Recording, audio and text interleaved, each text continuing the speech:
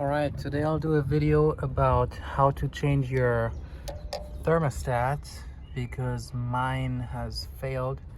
It stays open all the time, which means the engine never goes all the way to operating temperature. It always stays too cool, which results in a error code and a check engine light.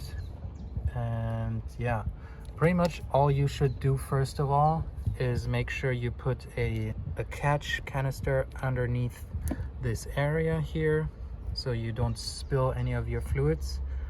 And next up, you go ahead, first of all, if you drove the car, let it cool down, because you should never open this with a hot engine. But then you open this, which is the cooling expansion tank / reservoir, and in here you should have coolant. I already pumped mine out. I would highly suggest you to do that too. So this is completely empty, so you try to spill as little as possible, because me, for example, I will not completely flush my cooling system.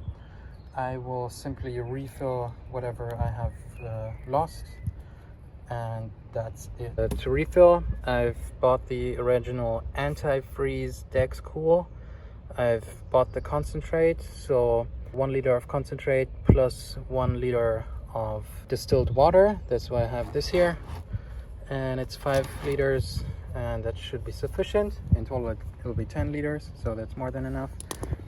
And then I've also got the new thermostat, and this one's for 86 degrees Celsius, which is I think 175 Fahrenheit, because you should not use the cold ones. There is a video made about it, that the engine, the LS2 especially, likes to run hotter. That's how it's intended from GM. I can link you the video underneath.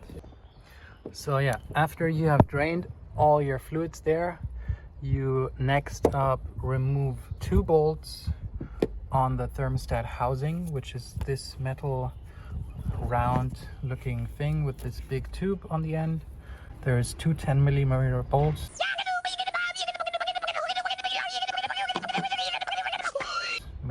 Sorry. One here and one down there. You remove those. There might be a bit of coolant still coming out. That's no problem.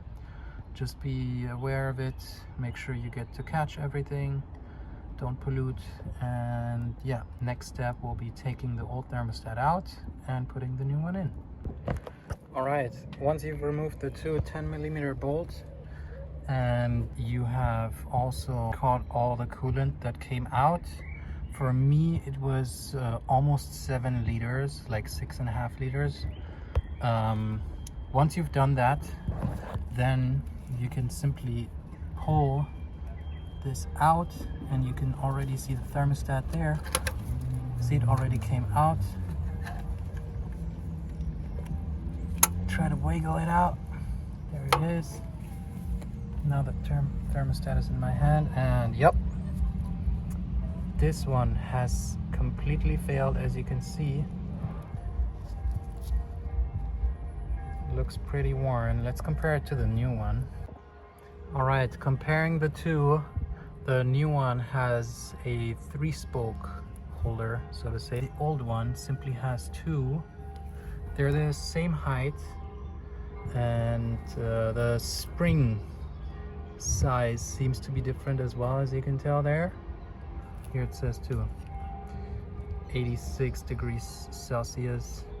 This one has clearly failed, as you can tell there, and this one doesn't even have that rubber piece.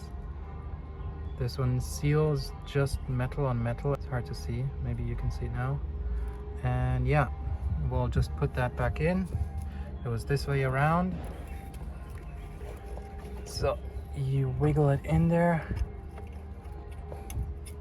Sometimes you have to like push your thermostat housing out of the way and then insert the thermostat. I'll have to do it with 2 hands because you can see, I don't know if you can tell, damn.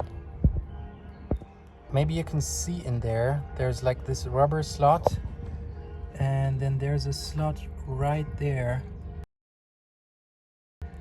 in the thermostat housing.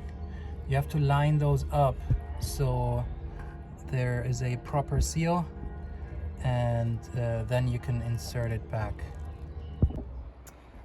Once you've inserted the new thermostat and tightened the bolts to, I think it was 11 foot-pounds, you're pretty much done with the install. Next up is filling the coolant reservoir / expansion tank, and then slowly let it heat up, put the heat on, then recheck the levels, turn it off, let it cool down, do it again until you have the correct level.